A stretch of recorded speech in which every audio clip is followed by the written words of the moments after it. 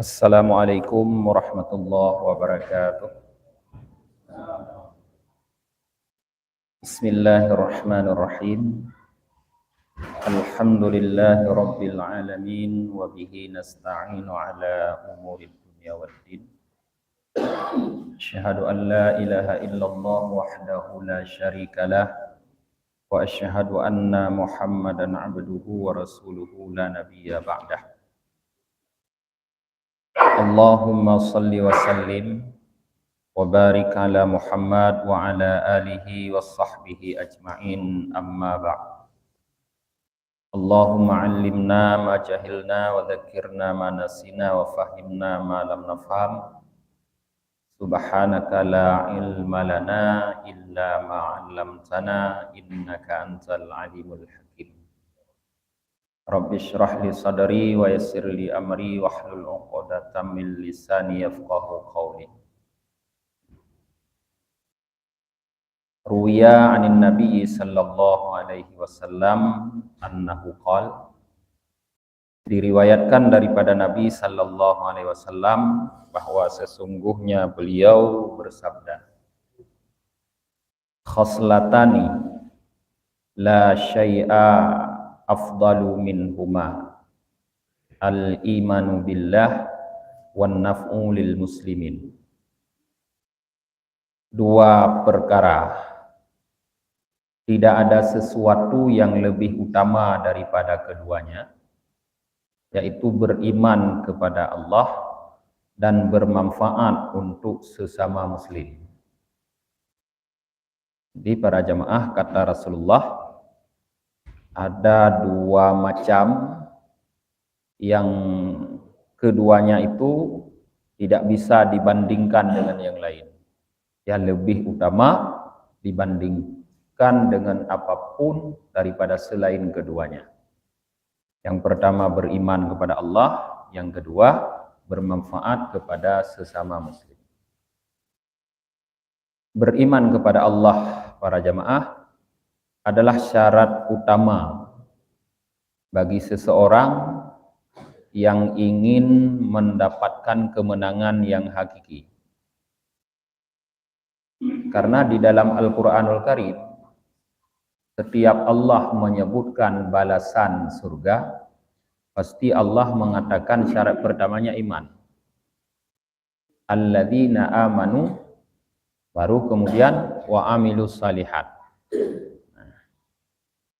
Tanpa iman, sesuatu yang lain itu tidak akan berarti, tidak akan bermakna. Lalu bagaimana seseorang bisa beriman kepada Allah? Jalan untuk beriman kepada Allah, para jamaah, namanya ma'rifah. Mengenal Allah. Ketika seseorang mengaku beriman terhadap sesuatu yang dia tidak kenal, maka itu imannya patut dipertanyakan. Apakah benar-benar beriman atau hanya ikut-ikutan beriman? Maka agar iman kita benar, kuat, teguh, dan kita akan terus istiqamah dalam iman itu, perlu kita mengenal Allah yang kita imani dia sebagai Tuhan kita. Dalam bahasa Arab, ma'rifah. Dan para ulama menyebutkan bahwa ma'rifah ini adalah yang pertama sekali yang wajib terhadap setiap mukallaf. Setiap mukallaf, yang dimaksud mukallaf, Islam, baligh, berakal. Yang pertama sekali wajib adalah ma'rifatullah, mengenal Allah. Bagaimana cara seseorang bisa mengenal Allah? Kata para ulama, melalui dua cara. Salah satu dari dua cara atau dengan kedua-duanya. Cara yang pertama disebut nadar. Nadar bahasa Arab, bahasa kita berpikir. Dengan cara kita berpikir menganalisa, memperhatikan, meneliti, mentadabburi. Itulah cara pertama untuk mengenal Allah. Apa yang kita nazar, apa yang kita perhatikan, yang kita pikir, yang kita teliti, alam. Sesuatu yang selain Allah, namanya alam. Apapun, langit, alam. Orang bisa mengenal Allah dengan memperhatikan, meneliti langit, bumi, alam. Orang bisa sampai kepada mengenal Allah dengan memperhatikan, berpikir, meneliti tentang bumi. Dan juga termasuk alam diri kita sendiri. Kita bisa mengenal Allah dengan kita benar-benar memperhatikan, memikirkan diri kita sendiri. Maka disebutkan para jemaah, man arafa nafsaha faqad arafa rabbaha. Siapa yang mengenal dirinya, maka sungguh ia mengenal Tuhannya. Membuat Aceh menyodroi duri, Tuhan iduri. Menyodroi tai duri, Tuhan anak iduri. Ya, yang kekun le urung bagdanya, mudroi tai itu tho, nyan Tuhan apudanya. Maka dalam Al-Quran banyak sekali Allah menguraikan dengan ayatnya, membawa kita untuk berpikir agar kita mengenal diri kita sendiri. Banyak kita temukan ayat-ayat Allah mengajak kita berpikir tentang penciptaan kita. Jika Allah menciptakan kita min nutfatin, dari air sperma, kemudian dijadikan oleh Allah kita sebagai alaqah, jigot, kemudian Allah jadikan kita sebagai apa lagi, mudghah. Nah, lalu terbentuklah kita menjadi manusia yang sempurna. Jadi berpikir tentang proses terciptanya manusia itu dapat membuat kita mengenal Allah. Nah, itu cara yang pertama, nazar yang pertama, yaitu dengan memikirkan, meneliti, memperhatikan alam semesta ini, ciptaan Allah. Bisa juga dengan menazar asma'illah, nama-nama Allah. Kita meneliti, memperhatikan, berpikir tentang nama-nama Allah. Itu juga akan membawa kita kepada mengenal Allah. Maka Asmaul Husna itu yang 99 itu bisa jadi jalan kita mengenal Allah. Maka dalam sebuah hadis Rasulullah diriwayatkan oleh Abi Hurairah, Rasulullah bersabda, "Inna lillah tis'ata wa tis'una isman mi'ata ghaira wahidah." Allah memiliki 99 nama. 100 dikurang 1 maksudnya. Man ahsaha dakhalal jannah. Siapa yang menguasai nama-nama tersebut yang jumlah 99 itu, dia dipastikan masuk surga. Karena orang yang menguasai nama tersebut, artinya dia berpikir, menadar nama-nama Allah itu, pasti akan membawa dia kepada mengenal Allah. Ketika dia mengenal, dia pasti beriman. Dan orang beriman pasti masuk surga. Karena Rasulullah sudah mengatakan, "Man kana fi qalbihi mithqalu dzarratin minal iman dakhalal jannah." Siapa saja yang dalam hatinya ada sebesar biji darah daripada iman, masuk surga. Nah, jadi Asmaul Husna bisa membawa kita mengenal Allah dan sampai membawa kita masuk surga.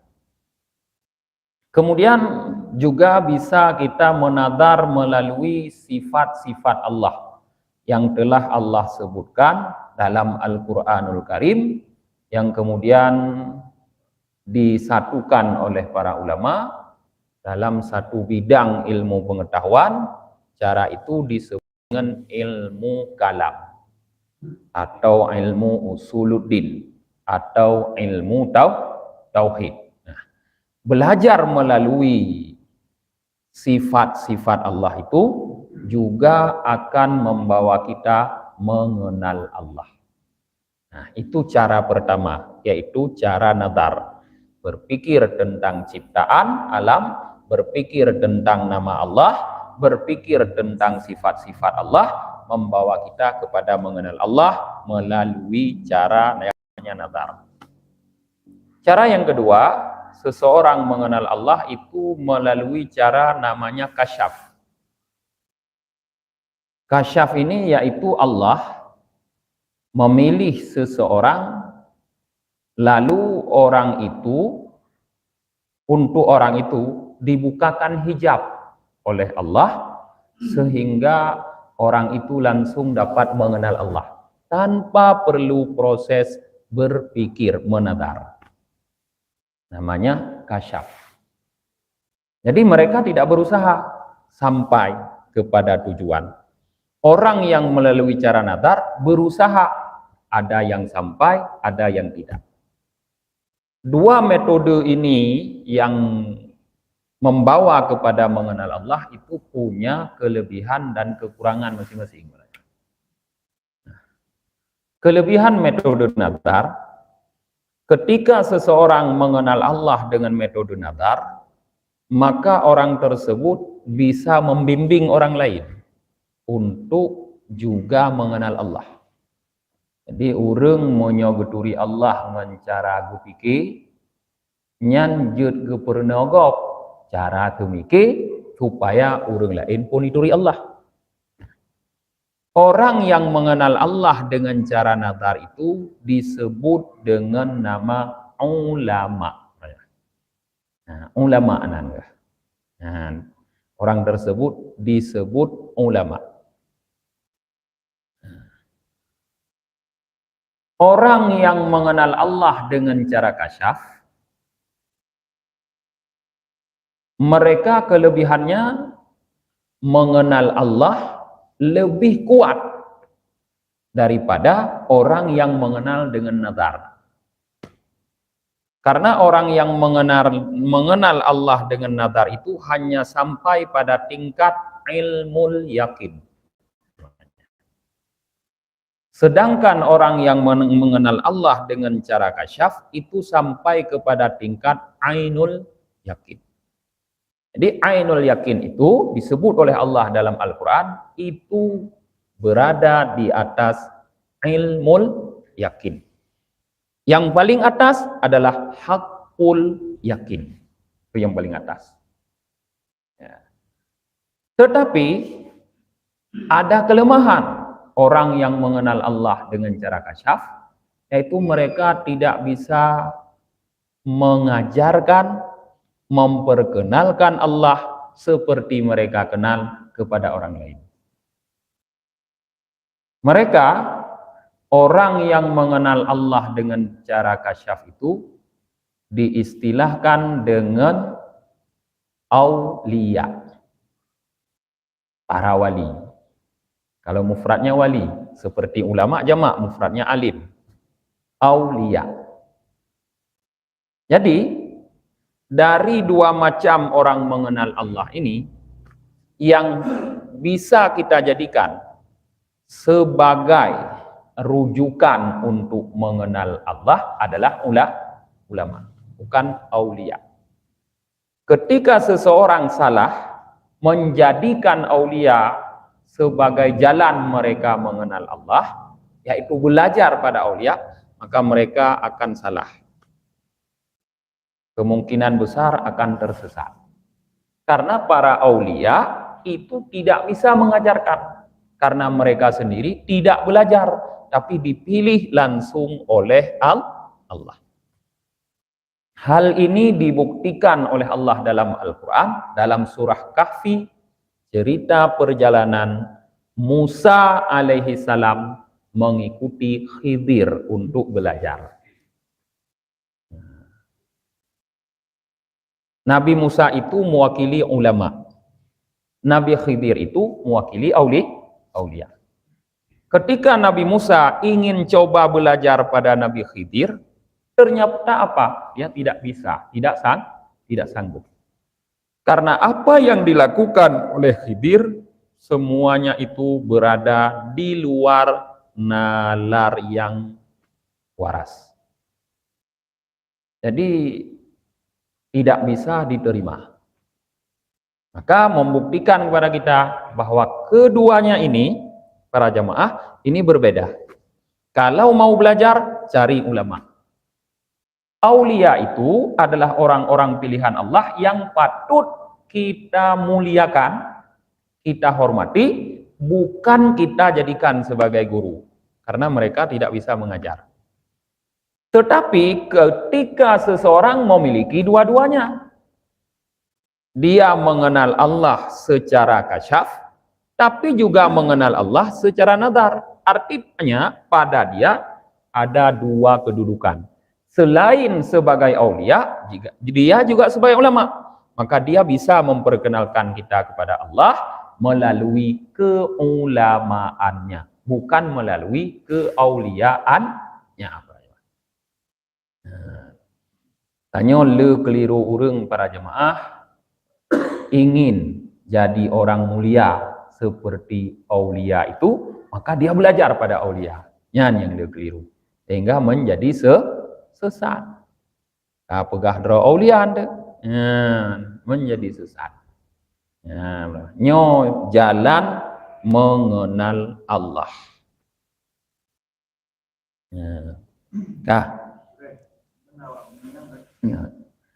Apakah kita belajar secara online? Belajar secara online. Kalau pertanyaannya jud, boleh artinya, katanya boleh. Tapi para ulama mengatakan makna belajar sebenarnya adalah talaki, yaitu bertemu langsung dengan orang yang mengajar, tidak melalui media. Itu yang makna belajar sebenarnya. Maka ketika kita belajar tidak melalui metode talaki itu bertemu langsung dengan guru, tapi melalui online misalnya, maka itu kita dianggap tidak bersanad ilmu kita. Dianggap tidak bersanad. Sehingga ilmu kita itu patut diragukan keabsahannya. Tidak bersanad. Bisa kita dianggap tidak berilmu. Jadi belajar online bisa, tapi tetap kita juga harus belajar pada seorang guru secara talaki, harus berhadapan dengan guru. Jadi tidak terus-menerus belajar secara online tanpa mengenal, tanpa pernah berhadapan dengan guru. Kita khawatir, takut nanti kita masuk dalam apa yang disebutkan man la syekhalah fasyaitanu syekhuh.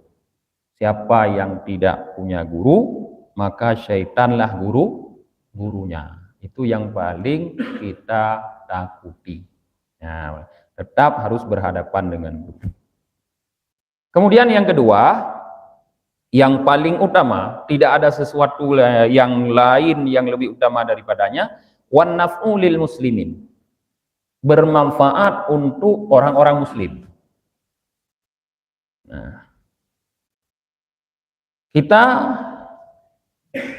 di dalam agama Islam ini diajarkan mampu menempatkan diri kita sebagai orang yang bisa diterima manfaatnya oleh orang lain dengan potensi apa saja yang kita miliki.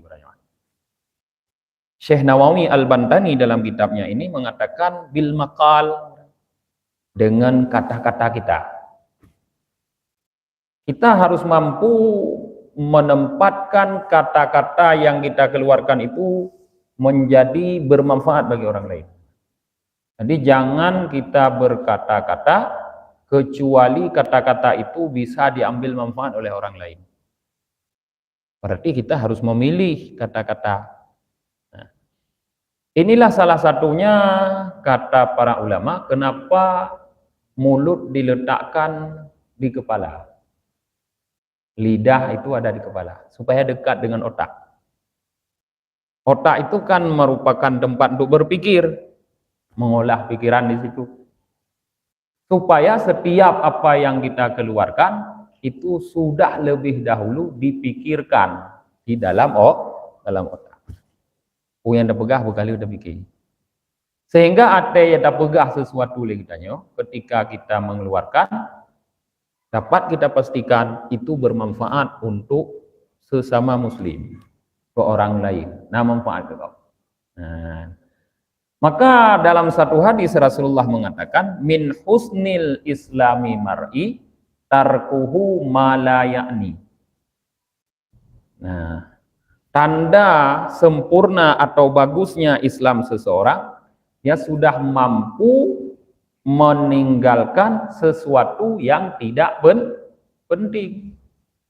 Jadi yang tidak bermanfaat untuk diri kita, yang tidak bermanfaat untuk orang lain, kita tinggalkan.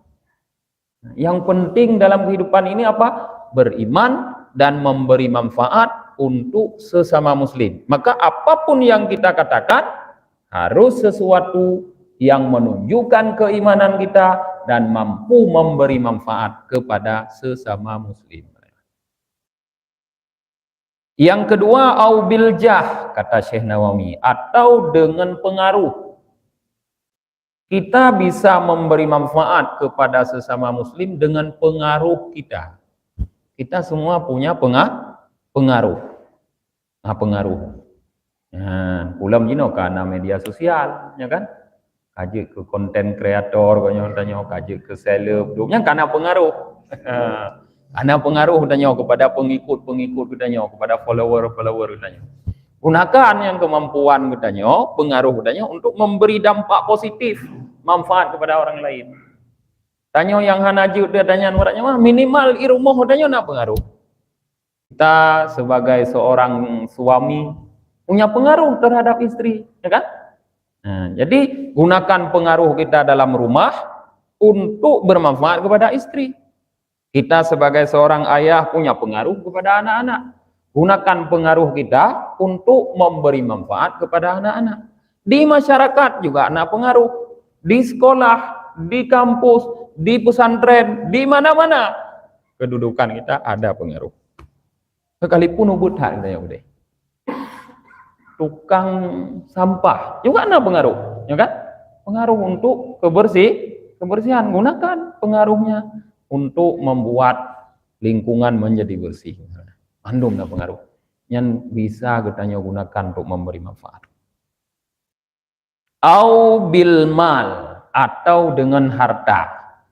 Kita bisa memberi manfaat kepada orang lain dengan menggunakan harta kita. Nah, dalam Al-Quran Allah mengatakan amfiku mimma razaqnakum. Infakkanlah sebahagian dari apa yang kami rizkikan kepada kalian. Jadi Allah mengajarkan kepada kita bahwa dalam apa yang telah Allah rizkikan kepada kita, sebahagiannya itu ada hak orang lain. Ada yang bentuknya wajib kita infakkan, ada yang bentuknya sunat. Yang wajib itu tidak boleh tidak harus kita infakkan. Yang bentuknya wajib, yang pertama namanya zakat. Itu wajib kita infakkan. Ketika kita memiliki harta sampai nisab, sampai haul, maka sebahagiannya wajib kita keluarkan sebagai zakat.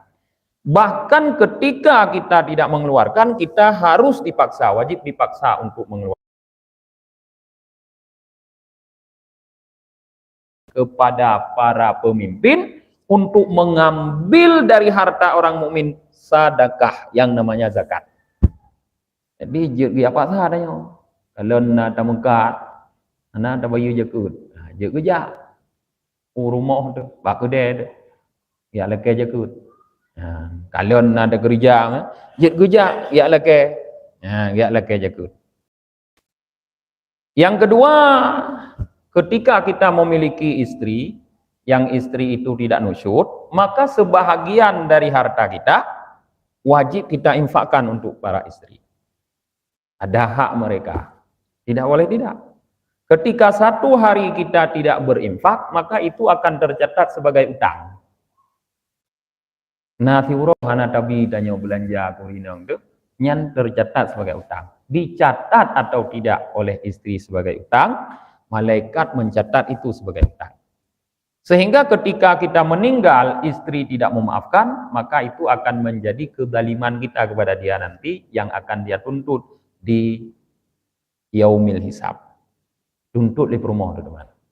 Nah, yang seharusnya para jemaah di dalam Islam ini perlu sangat diperhatikan dan perlu manajemen pencatatannya. Kenapa? Karena terjadi salah satu meninggal atau perceraian, maka pembahagian harta akan jelas kalau hal semacam ini dicatat. Karena dalam Islam tidak ada gono gini.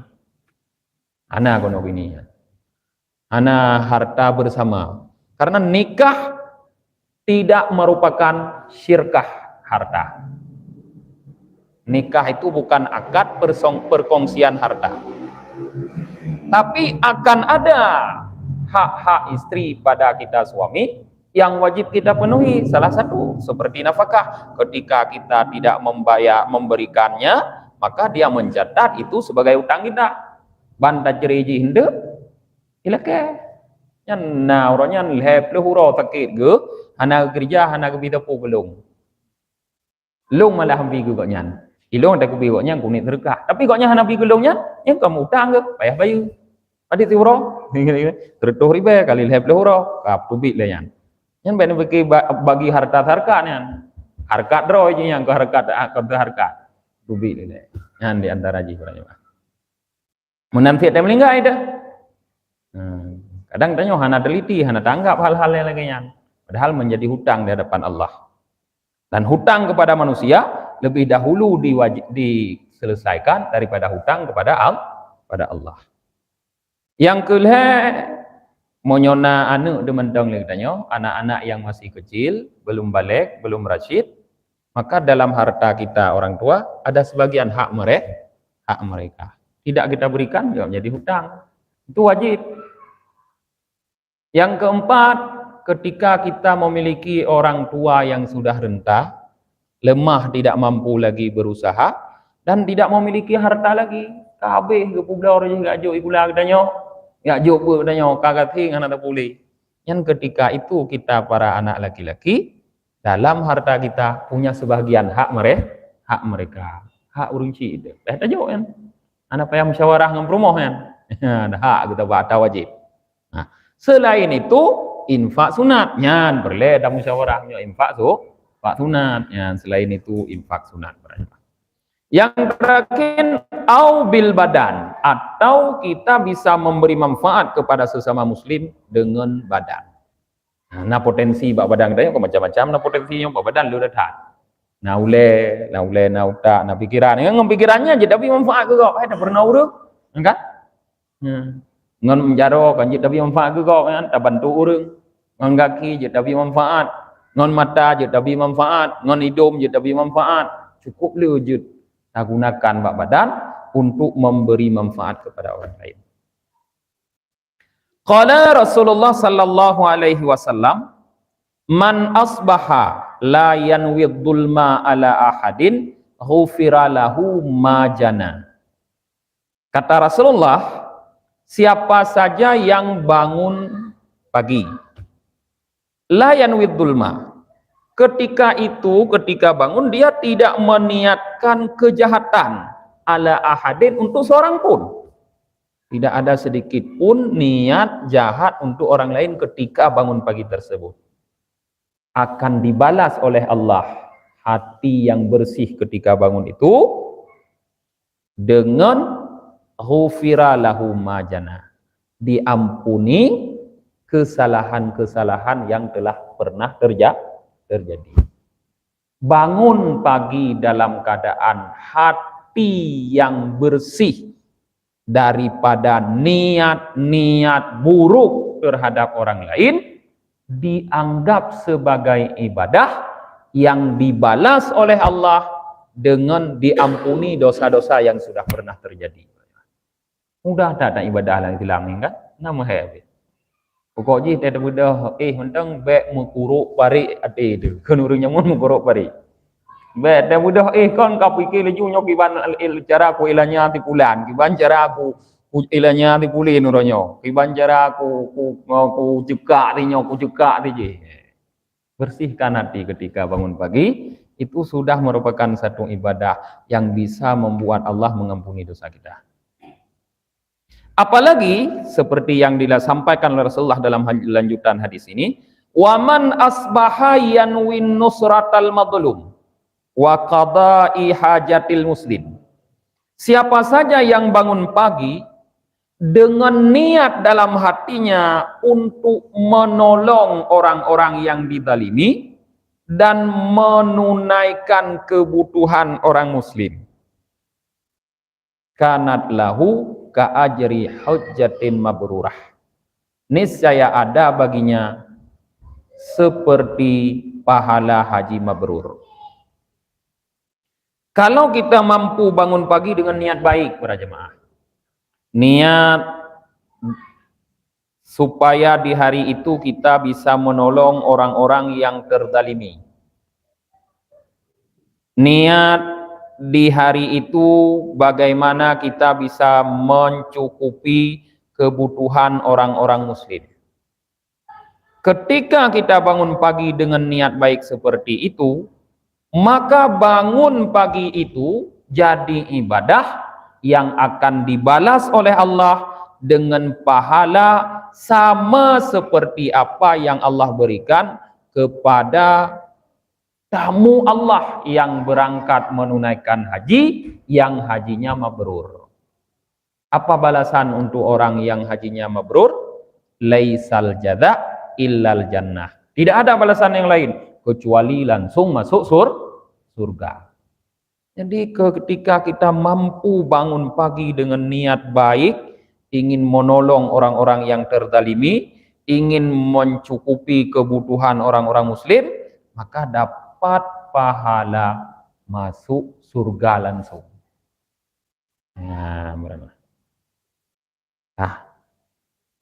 murung haji bihanan tema mabrur orangnya kan? Alih haji urung hantai mabrur. Nanda tanda haji urungnya mabrur? Leu memang. Dalam kitab Ihya Imam Al-Ghazali pada pasal masalah adab makan, kepegahinan tanda saboh tanda haji mabrur ketika dia pulang ke kampungnya dari melaksanakan ibadah haji, suka mentraktir makan. Nah, yang kali haji tanda ajunya, nah mabrur haji. Natong pekan tanya makan-makan. Nyonya natong pekan makan-makan yang patut tak curigai haji nya. Haji gede bukan ho. Suka traktir makan. Itu amut ta'am katanya. Suka memberi makan, traktir makan. Nyoba saja galak mengkanduri. Nah, ladom na te haji mengkanduri terakhir kan ada video ta kayaknya. Ya nale dong andong kanduri le. Terakhir ada kena ja kanduri video haji yang gue tanya kan. Kanduri bacu, yang ini yang gawon, tahu ni yang patut dipertanyakan.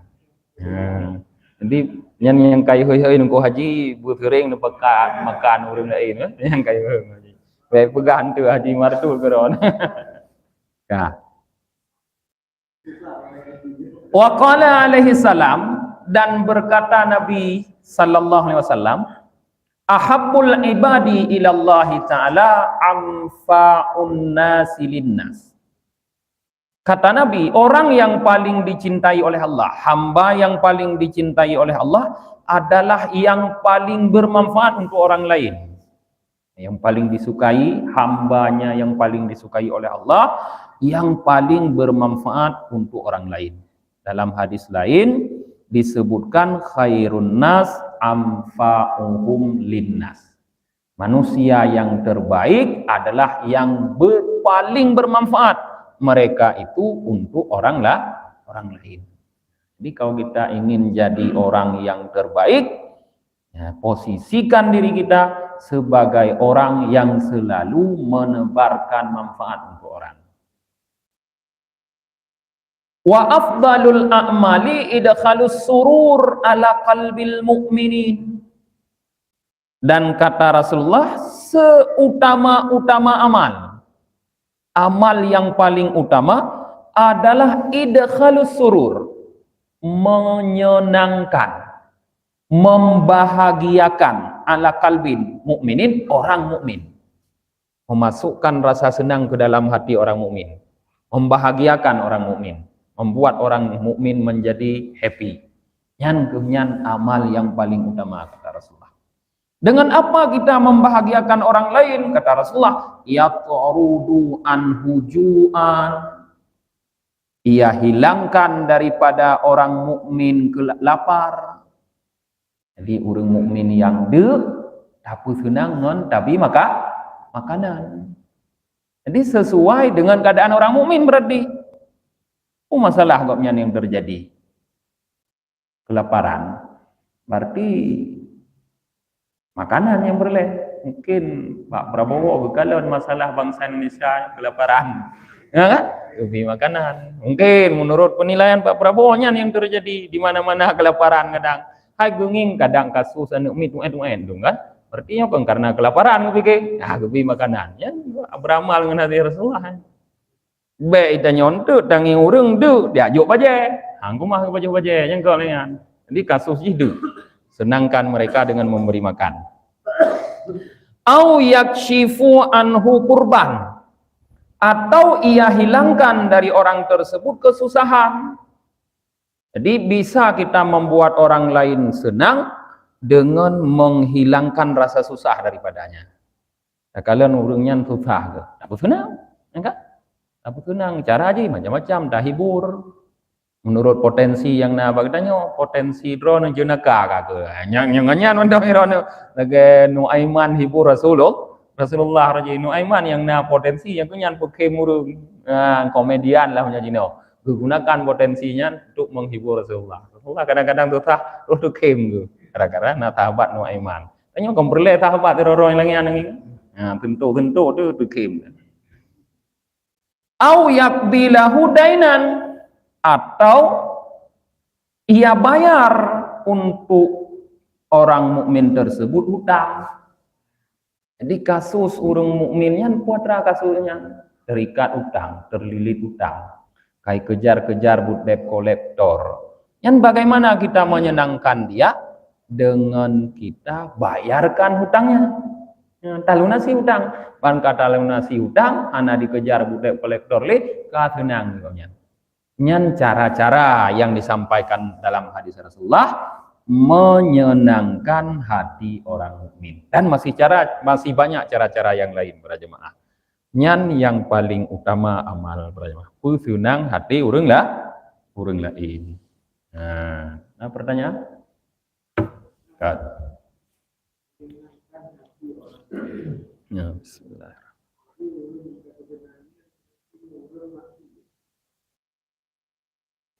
Ya.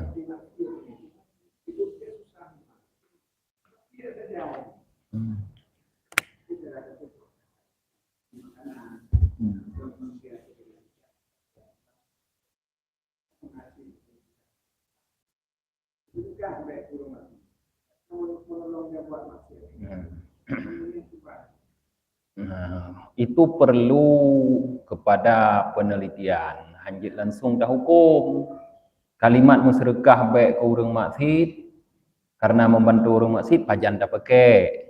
Ketika apa yang kita berikan kita ketahui dia gunakan untuk bermaksiat, nyan betul.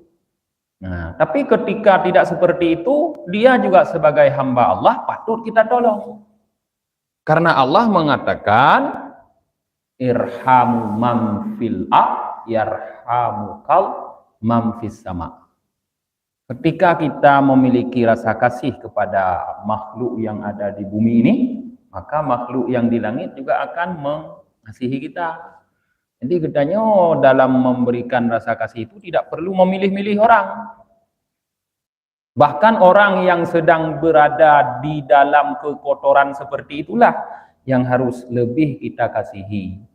Karena dia yang lebih butuh pertolongan. Kadang maksiatnya itu terjadi karena kesusahan ekonomi. Kasus-kasus kalau urang jut ke pelacur karenanya. Lalu orang sekitarnya menjauhkan diri daripadanya, menganggap dia sampah masyarakat. Jangankan ini bantu mi begahabahan le, akhirnya dia tenggelam terus dalam butnya. Tapi menyona orang yang coba mendekati, berbicara, lalu dia sampaikan apa persoalannya, lalu tak bantu, ada bantu tiro tanpa kak orang lain, mungkin dia akan keluar dari kegelapan maksiatnya. Nah, caranya para jamaah di dalam berdakwah harus lebih mengedepankan rasa rahmah, kasih sayang. Bagaimana Rasulullah berdakwah? Kata Allah dalam Al-Quran, dalam Al-Quranul Karim, Allah Subhanahu wa Ta'ala mengatakan Nabi Muhammad itu, walau kunta fabima rahmatim minallahi lintadahum. Dengan sebab rahmat dari Allah, kamu Muhammad bisa berlaku lemah lembut dengan mereka. Walau kunta faddan ghalidhal qalb, seandainya kamu itu kasar, berkeras hati dengan mereka, lam faddu min haulik, sungguh mereka akan lari dari sekelilingmu. Jadi dalam berdakwah itu harus dengan lintah, dengan kasih sayang, dengan lembut. Munyotanya gatha, kruh, nyaurungi belum. Nah, maka Rasulullah Allah jelaskan beliau itu lintah lahum, berlemah lembut dengan orang-orang. Yang didakwahi siapa oleh Nabi Muhammad? Semua orang kafir, ya kan?